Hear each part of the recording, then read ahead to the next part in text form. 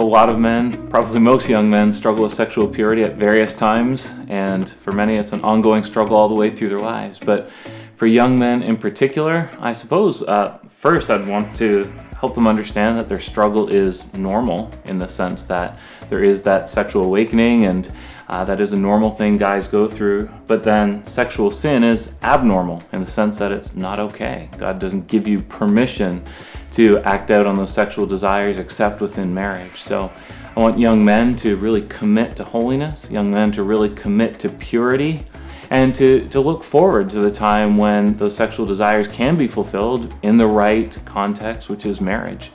And in those younger years, there's this long period of trial, long period where you have desire, but they cannot be fulfilled. And I really see that as a training ground where you can learn self-control, sexual self-control. It used to be called continence, to learn to take those desires and to give them to the Lord, to say, on my own, I can't withstand this temptation, but with you I can. And then to learn self-control, to bring that self-control now into marriage. That's a great gift to bring a bride in marriage, is the gift of, I have these desires under control. I'm now bringing them to you under control, rather than doing what so many young men do, which is let themselves go completely out of control.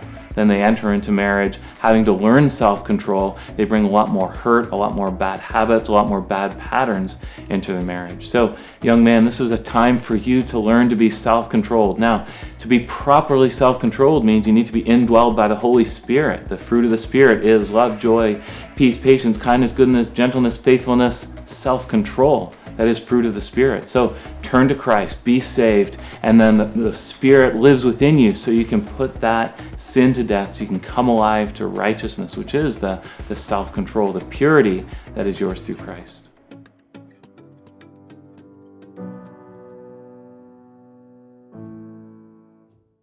Yeah, I get that question all the time. What does a young man do when he's struggling with porn, yet he wants to pursue a girlfriend? And does he need to be completely over that sin? Does he need to have tremendous victory over it before he can pursue a girl? Some people would say that. Other people would say, go ahead and pursue a girl and get married, and that is the antidote to your struggles.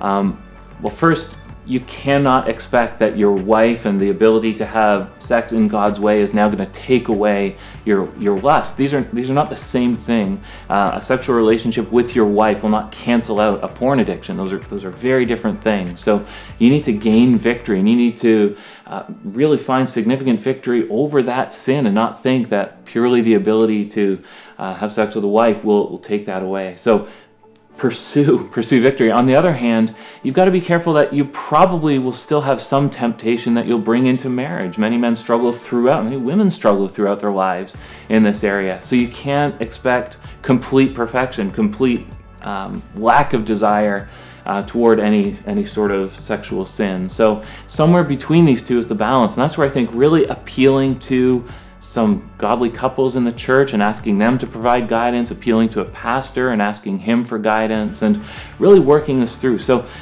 do not expect that getting married will take away your problem with lust. On the other hand, don't think that you'll completely conquer every lustful thought before you get married. Somewhere in there's this balance you've got to find with older, wiser people, and of course, praying constantly to God, asking Him to grant you wisdom.